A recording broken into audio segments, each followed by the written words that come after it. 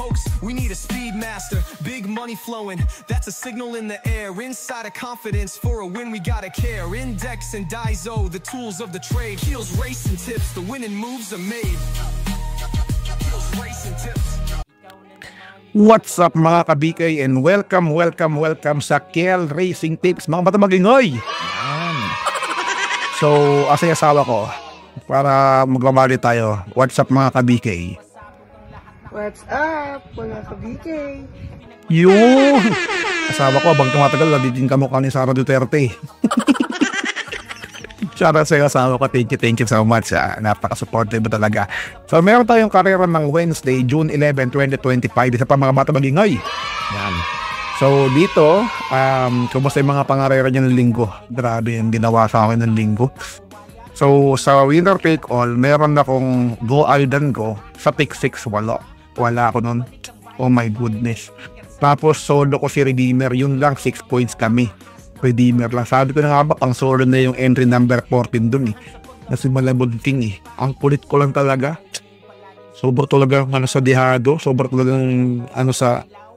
masyado akong sa dihado. Nakapokus ako ron. Alam ko naman naglalama dun na yun. Anyways, so congratulations sa mga tumama. Meron tayong dalawang carry over ng Pentapecta at Super 6 ha. So, ang Pentapecta ng gaganapin sa race 1 at ang Super 6 sa last race, alright?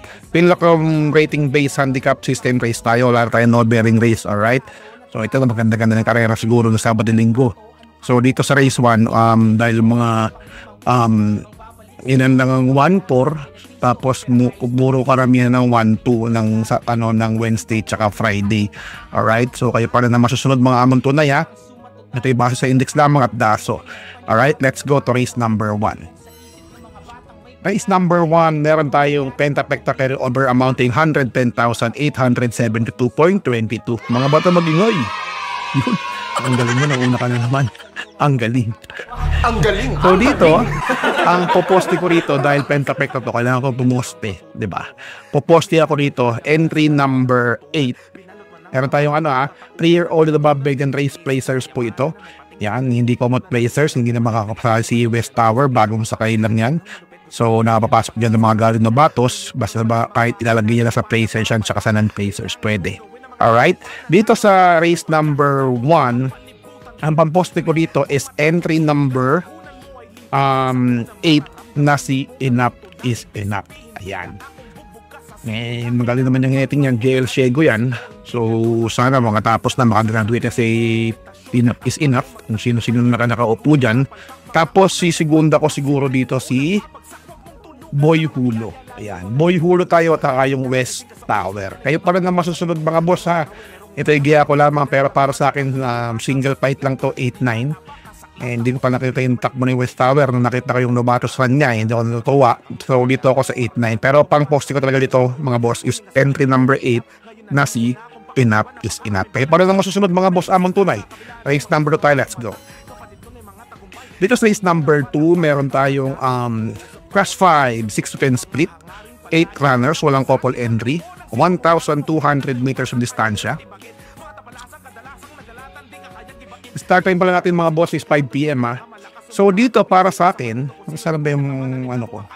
Dito para sa akin, ang napupusuan ko rito base sa tinakbo si Skylaber. Kaso alam niya naman yung Skylaber eh. Yung ko ba bakit di makagraduate yan. Tapos lalagyan ko siya ng entry number 8 na si Glenda's Magic. Tapos yung dihado ko na Natural Beauty. And of course, lalagyan ko siya ng Biglang Ubos.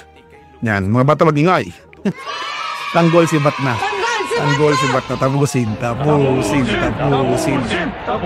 So, pang-apat ko lang yan si Tanggol si Batna. So, kayo pa rin na masusunod. 6-8, 2-5 po tayo dyan. So, Skylaber, Glenda's Magic, Biglang Buhos, ay Natural Beauty, tsaka si Biglang Ubos. So, let's go to race number 3. Dito sa race number 3, meron tayong 3-year-old maiden race, non-placers po ito. 1,400 distansya, siyam na kalahok. So dito, ang napupusuan ko dito, single fight lang. Pusista Katie ang entry number 2, pero mas gusto ko dito, mas i-poste nyo lang dito si entry number, si Paydeline kesa kay Sterling Pounds. Kayo pa rin ang masusunod mga boss, pero lamang na lamang sa akin dito Paydeline talaga. Pwede nyo suluhin, pwede kung ano kayo dito, magdalawa, tatlo, kayo pa rin ang masusunod mga boss. Para sa akin dito, Paydeline, tapos segundo natin dito si Sterling Pounds. Sa gawa kasi ng tinakbo ni Sterling Pounds, sa totoo lang, 'di ba? So kayo pa rin ang masusunod mga boss, amon tunay ha. So Paydeline tayo, pwede nyo kuhain si Amberdine Eagle dyan. Hindi ko naman sinabing hindi pwedeng manalo yan. May panalo yan kasi panalo ng Barayong ang galing. Ang galing, diba? Kaya Maldonado. So kayo pa rin ang masusunod mga amon tunay ha. Para sa akin dito, pwede na patok na to Paydeline. Race number 4 tayo, tabat-tabat lang yan mga boss. Let's go. Dito sa race number 4 mga boss, meron tayong plus 5 split placers po, 8 na runners, yan, 1 to meters ang distansya. So dito, ano na rin to, single fight na rin to, malamang. Pero dahil dyan sa single fight na yan, kukuha ako ng West of the East, entry number 6. Entry number 6, tapos lalagyan ko siya ng entry number 3 na Black Diamond, and of course yung natin walang iba kundi si Bright Mind. Yan, baka pwede na yan. Regal hindi ko siya makuha kasi tagal at alang 10 days lang yata, mag-isang taon na hindi pa ginawang 10 days, para isang taon na diba? Yan, kung mas kukuhain ko dyan yung entry number 1 na si Blown Away kaysa dyan kay diba? Kayo pa rin ang masusunod mga amon tunay ha. So dito, pwede nyo ng West of the East tsaka Black Diamond, pwede na yan, kayo pa rin ang masusunod. Alright? So let's go to race number 5. Race number 5, meron tayong class 5 split placers mga boss. Alright? Dito 8 runners tayo, 1,200 ang distansya. Para sa akin dito 1, 2, 3, 4, 5 single fight lang. Sino single fight na yun? Siyempre entry number 3 na si Dr. Tokyo Rumba na pwede nyo suluhin na muntik na Pusista Katie, at entry number 8 na si Tawi Island. Ayan, kayo pa rin na masusunod mga amon tunay ha. 3-8 lang po tayo dyan, kayo pa rin na masusunod. Ayan, para sa akin lamang na lamang po yan. Let's go to race number 6. Race number 6, meron tayong class 5, 6 to 10 split, 8 runners, walang couple entry, 1,200 meters pa rin po ang kanilang tatakbuhan. So para sa akin dito, dahil medyo mahirap-hirap itong itong 6 to 10 na ito diba? Siyempre, sinong pag-post natin dyan, walang iba kundi si California King tayo dyan. Tapos talagyan natin siya ng Crown Jewel ni A.R. Ramos. Actually, pwede na yan, diba? Tapos talagyan natin siya ng entry number 2 na dihado natin ng minimal invasive. Tapos, pagpipilian ko lang dito kung sa either na si entry number 7 na si Golden Jaraywa or si Heritage. Tanggol, si Batna. Yan. So dito, kung is either na Heritage or Golden Jaraywa, pero napunta tayo kay Golden Jaraywa. Alright? Ano yun? Golden Jaraywa. 5827 tayo dyan mga boss. Sino yun? California King. Tapos entry number 8 na si Crown Jewel. Entry number 2 na si Minimal Invasive. And of course, entry number 7 na si Golden Jaraywa. Kayo pa rin ang masusunod mga amon tunay. Let's go to race number 7. Race number 7, paratingan na po ng winner take all, pick 6, pick 5, pick 4. DD1, extra double. Tapos meron tayong carry over dito amounting 199,256.33. Mga bata magingay. Muli kayo naman DJ. Class 5, 6 to 10 split, 1,400 meters ang distansya. We have 10 runners. Ayan.